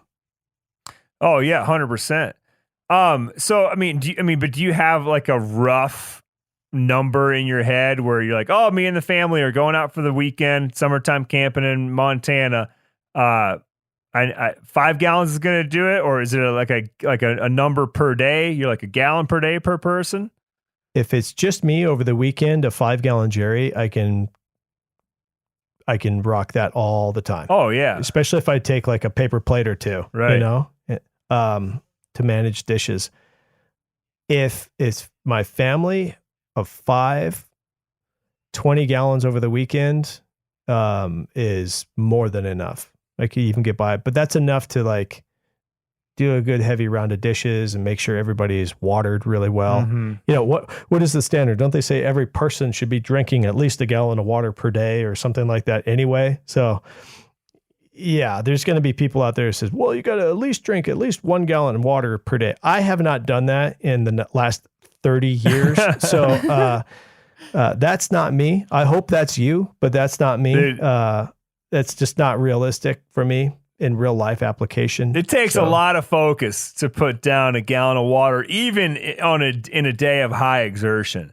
Like even a full day of hunting, dawn to dusk. If you put down 4 quarts of water, I'm impressed. Yeah, me too. That's you're paying attention to that. Yep. Yeah. So water. The next thing is be able to get more water while you're out there. So then you can get into filtration systems. We have robust 12-volt systems that filter water, man, at like 3 gallons a minute, because you can get into, because probably most of the hunting world is using life straws to like MSR pump systems or Catadine pump systems. Those work great for individuals in the field. But when you start talking about, I have a 15-gallon water tank, restocking that off your pump isn't very practical. So so Guzzle H2O is a great little 12-volt system that will fill up bigger tanks. There's other ways that allow you to filter off of 12-volt systems, essentially, that get you to back up and running with your water. So then you can stay longer. Stuff that I didn't even know existed. Yeah. What about organizing? Like especially I think as we dive into water, you come into like a volume deal where it's just a lot of volume, a lot to store, a lot of weight. How do you approach that? Just your organization, packing. Like for your Africa trip, your packing has to be dialed. It does. And our Africa trips, the big expeditions, we actually take less and less stuff. We have only the necessities, just like a backcountry hunt. You really you weigh every decision. Should I have that? Even though we have really good trucks and they can haul weight, we make sure that we're factoring every ounce to pounds. What is it? Ounces equal pounds, pounds equal pain. It's the same for a truck. It just creates more wear and tear on a vehicle, or causes you to be stuck more often or consume more fuel. So those principles apply to the vehicle world. But all of a sudden I forgot your question. What was your question? Oh, just organization with all this stuff. Yeah. How do you go about that? Organization is huge. This is where most people's, in any vehicle, probably most of your frustration comes from. If you're moving stuff to get to stuff that you need all the time, then it's organized wrong. So in order to, just like our homes and our garages, in order to make them functional, you really have to think through how they're set up. So we use, the basic system is tubs, just a tub system. There's good and bad tubs out there. The Rubbermaid tubs are probably the go-to standard. The heavy-duty ones, what are they called? The pack-outs or something like that. Would that be like the action packer? Action packer. Yeah, those are great, but they're not great on utilization of space. Right. We want really square packing cubes of sorts.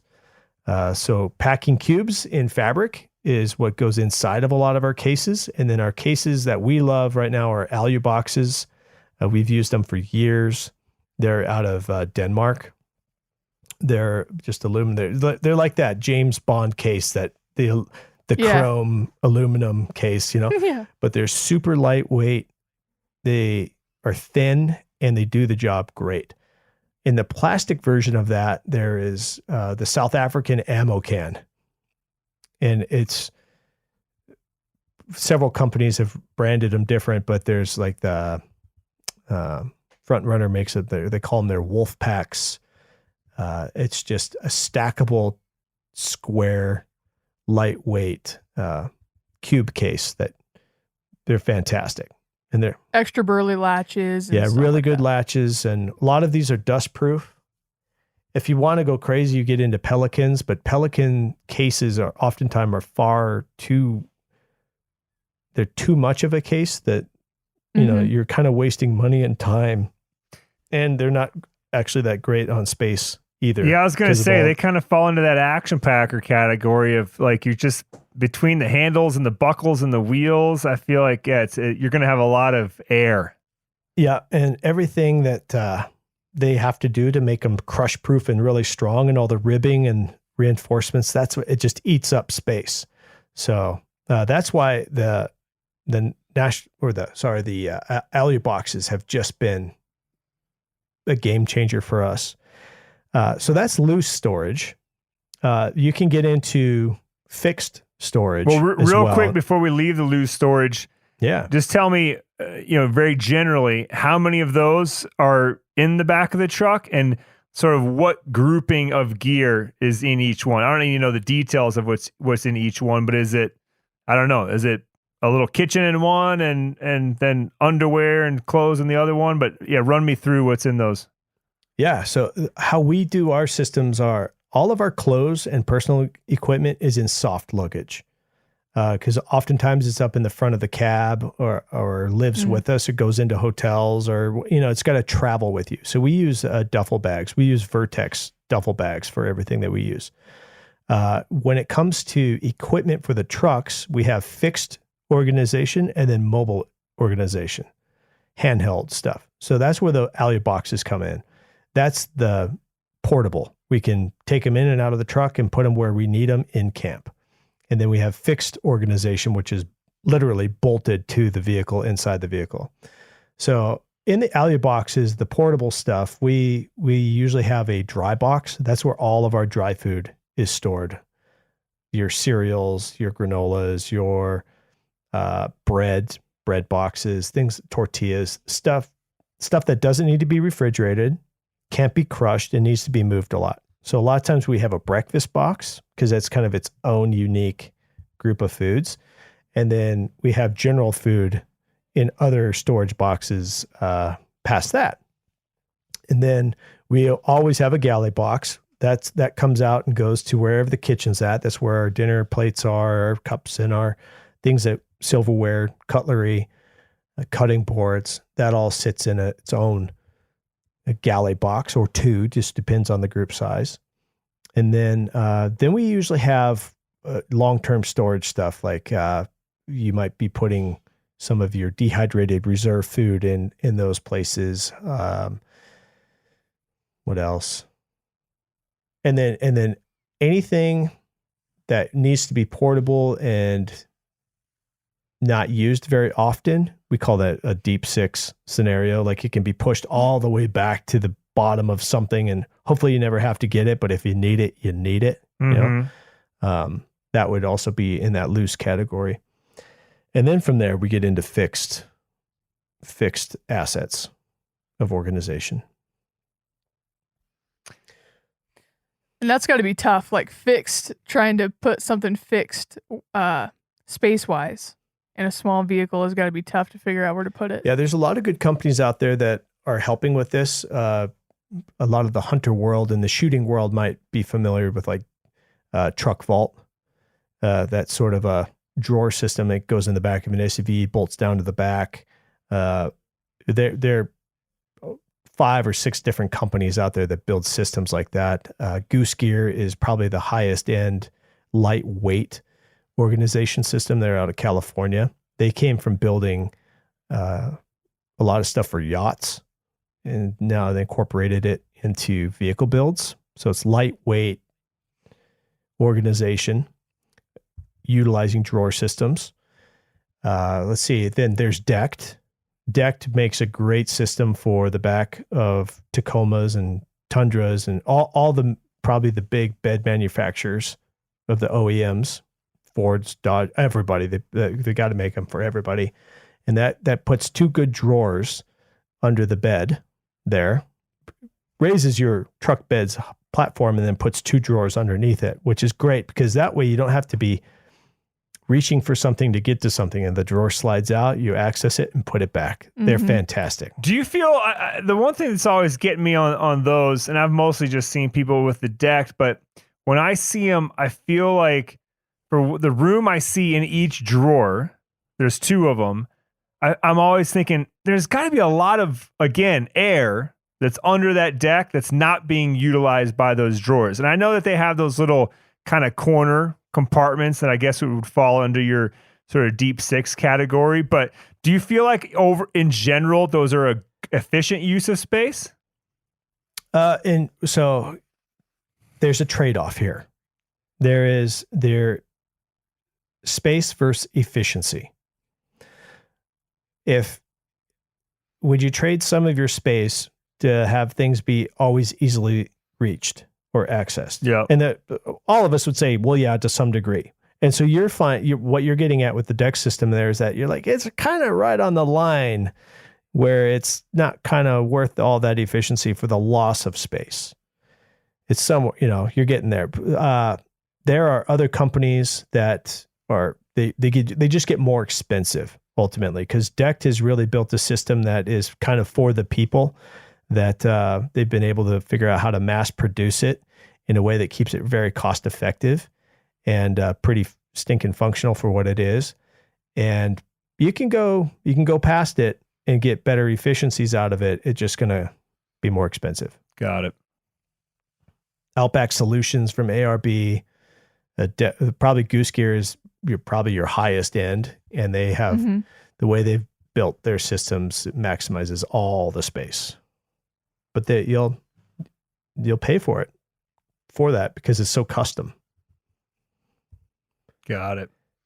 Jordan, any other questions on organization? Man, I don't think so. It's just like an ever evolving thing, it seems like. Yep. Yeah. Finding the rub, identifying like, why am I always looking for this, and decide it needs a new home. Where should it be? If I'm getting things all the time, that's something that needs to be close to me. And if it's something that I hope I rarely need, or I only need once a day, you put it further away, and you deep six it. And once you kind of get your rhythm and you're thinking through your organizational systems, your life gets so much better because it takes out all the drag and the frustration of camp life out of your vehicle and turns it into something that's actually pretty stinking fun, because you're like, man, this is working. This is cool, So. Yeah. And you have all that stuff too, and it's in your vehicle. So like when you pull back up to the house, you basically just have your duffel bag that you have to take in. And then when you're ready to go, you like toss your duffel bag in, any other like little gear things you need, and everything else is there. Exactly. And on the organizational front, real quick, I started leaving sooner on a weekend and then getting back on a Sunday sooner so that I could prep my next trip. Instead of leaving later on a Friday and staying longer on Sunday, I reversed it so that I could prep my vehicle and my kit. So it was much easier to go earlier the next time because it was done. And that organizational system really helped. I need to get better at that, man. Because right now my organizational system is get it all in there, and then we drive. And basically, all I have to think about is just make sure that the kids' snacks are accessible. And that's usually that's a small cooler like between the two of them in the back seat. But also, I like to at least keep one because it's whatever you pack for them up there, it's not going to be enough. So there has to be the cooler that's accessible in the back of the truck too. But really, once I get to camp, it's like everything has to come out. Yeah. But okay, last but not least, you said we needed a good table for a work surface for the kitchen, right? But for most of us that are, car camping, you're going to have tables and chairs for, chilling, hanging out, doing kitchen type stuff. So tell me where your head's at with like, are there specific tables you like, specific chairs? And I also want to know on a trip like this, when you're going to Africa, you just said that you're really deciding what has to be there and what not. Are you going to skip a chair altogether and just be sitting on one of your ammo cans or your alu boxes? Yeah, it's actually a little mix of both. So we have enough alu boxes that 3 of us can sit on alu boxes and the rest of us have a chair. The last trip, the Nordic series last year was Norway, Scandinavia, Faroe Islands, and Iceland. And we took enough chairs for everybody, and we ended up not using them all. It was very rare that we were using all of them. So we pared it down to 5, and there's eight of us on this trip. So every night will be musical chairs. Yep. Yeah. A position of hierarchy within the camp. Because there are naturally musical chairs. People are up doing this part of that camp and of camp life, and he's doing dishes now. Now there's a free chair because that guy just cooked. Now he's sitting, and that just allows us to pare down our chairs, but which is just ultimately weight and more clutter. And what's your go-to chair? Right now, there's 2 good go-to chairs. I really like the front runner chair that folds down, and my favorite camp chair is the Easy On K9 chair. They're out of South Africa as well. And then if you want to go like really lightweight, that REI Helinox style fold up chair is pretty tough to beat too, especially for space and weight. Nemo makes some really good ones now too. They're like the Stargazer chair, and they fold down really small, and they're like a pretty like recliner type chair. It's kind of cool. If a chair is going to be big, it has to be worth it. There's a lot of big crappy chairs out there. And so if that's the case, I'd rather take a much more smaller, lightweight, compact chair. I might have to fold it up, but it just goes away. So that's kind of where I'm at on chairs. Yeah. It either has to be really good or lightweight. Tables in the overland space has been like one of the great debates. Like, who makes the best table, and there's a lot of different people that make a good table, but your cheapest entry table is the Lifetime table at Walmart. Oh, $30. Oh, like just the plastic with the folding metal legs. Yeah. I mean, that's for the money and the time and the cost, it's pretty tough to beat. They're big. And they make ones that fold in half now. Yeah, they're pretty awesome. That can't go wrong there. Nothing wrong with that. And different sizes too. Yeah. I got mine at Costco. I think it's the same thing. It's a plastic table, right? With metal legs. Yep. With legs. Here's the thing about tables when you're back to the organization. A table is typically the thing that gets put on the very bottom, but it's the thing that you need at first. Mm-hmm. So when you get your tables dialed, we have them slid under roof racks in channels. We have them placed perfectly in the truck so that it's the first thing to come out and the last thing to go in. Because otherwise you're setting stuff down in the mud, or you're having to clear things out to set things there to get the table out. There we are back to having to move stuff to get to stuff. So tables are one of those things, if you can find a good spot where you can get to them first and put them away last, you're winning. And that's why you get into more of the advanced, more Gucci tables like from Alucab or Easy On or Front Runner. They all make tables that slide into or under roof racks or in channels that, because you have all the space under roof racks usually. So all of our tables are outside under a roof rack. You just get to camp, flip the latch and slide that table out, and you set a table up.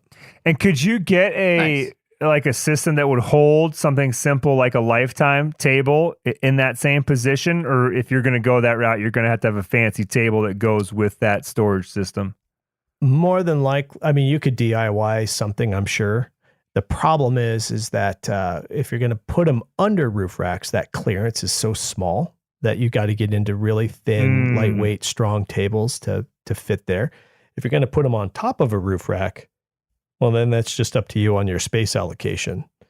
You could strap them on up there. I could think of a few ways that you could have an L channel of some kind and bolt it to the top of a rack and utilize the space up top. When it comes to like Tacomas and truck beds and all that, that gets tough with a topper on it to find a spot for a table. Right. There's just no, they're a thing. They're big, they're bulky, but you need them. But if you just had one of those basic, like, what do they call it? Like a cargo rack type setup, which I think is still a thing.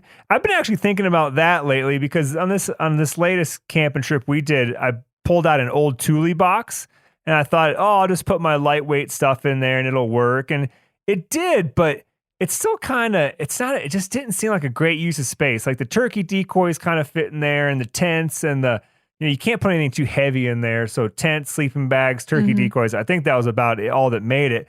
But I just remember thinking, like, if I just had a rack that was whatever, the width of my topper and 6 or 7 feet long, I think I could I could put a table in there. I could throw all my duffels up there and just run some straps over the top and call it good. And I wouldn't be contained to the shape of that, the old Thule box. Is a rack just a thing where you can just put a rack up there and kind of throw whatever you want? For sure. Yeah, racks are a big thing, especially in the overland world, because we need more space, right? We don't have enough. It really comes from the expedition side and hunting in a lot of ways falls into that expedition space requirement because you got all this stuff that is required to do the thing, right? Like the decoys. And, you're not just camping anymore, right? Yeah. So a roof rack really comes into play much more over the rocket boxes and the Thule boxes. And those are great for, very specific application, but they do you quickly run into their limitations. They're nice because they're closed and the lid flips up and you can grab the stuff. But past that, it's you need more space. So a roof rack is absolutely a thing. We use Easy On from a company called Equipped Expedition Outfitters out of Salt Lake. We've worked with them for 15 years. They're super good. Love their racks. Prinsu racks out of Idaho through CBI. They're really good. ARB makes good rack systems. Front Runner makes good rack systems. And a lot of these companies have tied down systems that allow you to put all kinds of different things inside their channels. Roof racks have come a long way in the last 5 years. Yeah, so once you go down that rabbit hole of the roof racks, you'll be there for a while. But it's pretty awesome what's available now. Dude, you've given me so many rabbit holes. I've got rabbit holes for the next year after chatting with you twice. Yeah. Sorry about that. You can really go crazy with them. Oh man, you can go crazy with the systems, or you can keep them like pretty simple. Yep. So there's we love to bolt things on and carry a bunch of stuff, but a good friend of mine, Scott Brady, founder of Overland Journal, says that your truck is finished when you've taken the last thing you don't need off of it. And that applies to so much of what we do, right? Yeah. From the hunting world to like, okay, that doesn't really need to be in my pack anymore. Even though it's nice, it just doesn't need to be in my pack anymore. Yeah. So that all applies here. But the good thing is there's so many cool solutions out there for car camping now that people are using them like we do to go around the world with their trucks. And there's never been a better time in the history of man to use your vehicle for getting out and exploring. Yeah, and it's cool. I hope that people listening don't think, oh, I don't have, tens of thousands of dollars to dump into this. You don't have to. You can start just so small, like we were talking earlier, like literally a tent and your basic camping stuff and a jug of water and a cooler, and you've got the beginnings of it. And then all this stuff you can just sort of dial in as you progress through your car camping experience, and then maybe you end up being an overlander one day. Yep. But cool. Jordan? Yeah.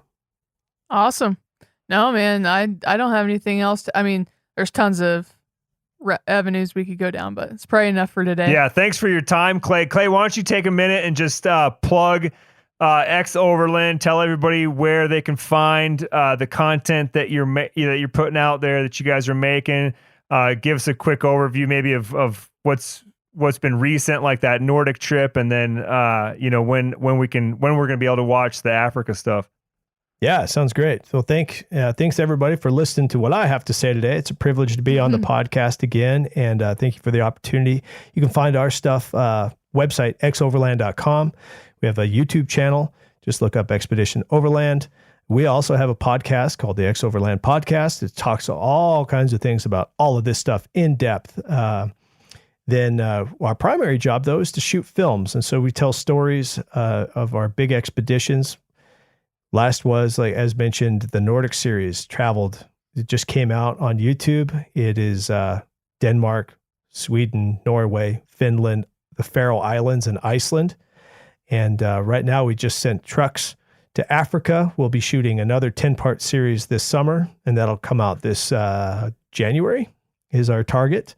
So winter, right when it's getting long in the tooth for winter, they'll have some new content coming out there for that. And we got a bunch of other cool training opportunities and things coming around. Stay tuned for other information on that right now. Just stuff I can't quite talk about just yet. But thanks for listening. Thanks for having me on, and I appreciate it, guys. Yeah, thank you, Clay. That was great. Yeah, thanks. All right, folks, thanks for listening to another episode of the Gear Talk podcast. Unfortunately, Jordan and I have a little bit of sad news. It's the last episode of the current version of the Gear Talk podcast. But don't worry, Jordan and I are going to continue to do a bunch of gear-related content for Meat Eater. But it just turns out after 18, 19 episodes, it seems like the gear stuff needs to be a little more visual. Yeah. And even though it's good to listen about it, but it's better to listen and see. So stuff like Gear Shed and Jordan, you do, videos going over gear. You don't really have like a name for your videos, but you just do kind of gear review type videos, right? Yep. Yeah. Just been doing that, like, what do they call them? Like short form. And right. So we'll be doing more of that. We'll see if I can get my own little gear garage going or something like that to put a name to it. But yeah, I think there are some people that really like listening to this kind of thing, but there is definitely a visual aspect to it that would add a lot to actually being able to see what the heck it is that we're talking about. So that's what we're gonna do. Yeah. So thanks to everybody that's written in, sent us comments, sent us questions. It certainly helps to bring you the best content that you want when we get that kind of good feedback. And it's been a huge help. And continue to do so. Hit both Jordan and I up on our DMs on Instagram.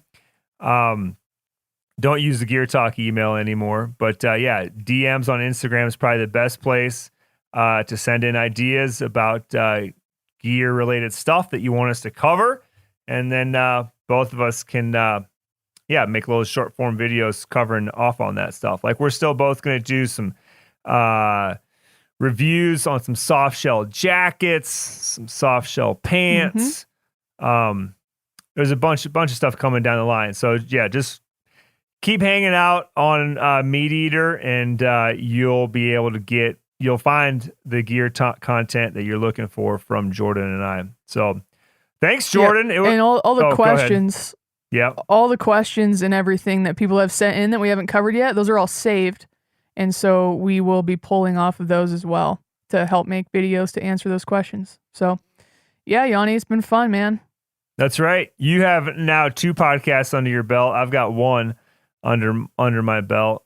Kind of 2, but the other one's really Steve's. But anyways, it's been fun to do it with you.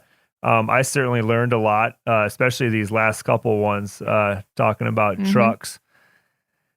But yeah, man, we'll keep at it. So yeah, don't fret. If you're out there, don't be too bummed out because you'll keep getting the same great gear content from us. It's just gonna look a little bit different. Yep. Awesome. Thanks, everybody.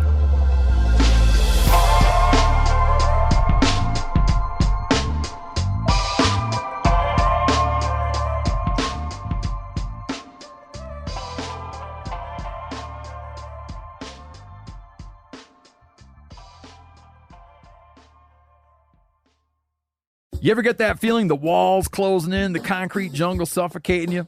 You crave some wide open spaces, the chance to connect with nature, maybe in a spot all your own. Well, head over to land.com.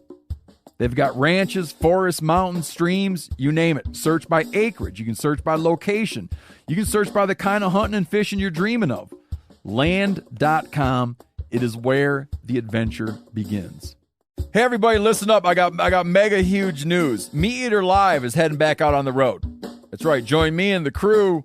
Clay Newcomb, Cal, Yanni, Spencer's going to be there. Phil the engineer's going to be there. Meat Eater Live headed back out. Now, when you get every ticket, okay? Every ticket you buy, you get a signed copy of our new Meat Eater Outdoor Cookbook. This tour is celebrating the release of the book. Buy a ticket, get a signed copy, Meat Eater Outdoor Cookbook, wild game recipes for the grill, smoker, camp stove, and campfire, which I'll point out is a $38 value. Here's where we're going to go. April 23rd, the Mesa Arts Center in Mesa, Arizona. April 24, the Balboa Theater in San Diego. April 25, the Grove in Anaheim, California. April 27, the Crest Theater in Sacramento. April 29, the Union in Salt Lake City. April 30, the Egyptian in Boise. May 1, the Wilma Theater in Missoula. May 2, the Bing Crosby Theater in Spokane, Washington. May 4, Revolution Hall in Portland, Oregon. And May 5, the last day of the tour, Pantages Theater in Tacoma, Washington. For tickets and more information, visit the events page at themeateater.com. Hope to see you at the show.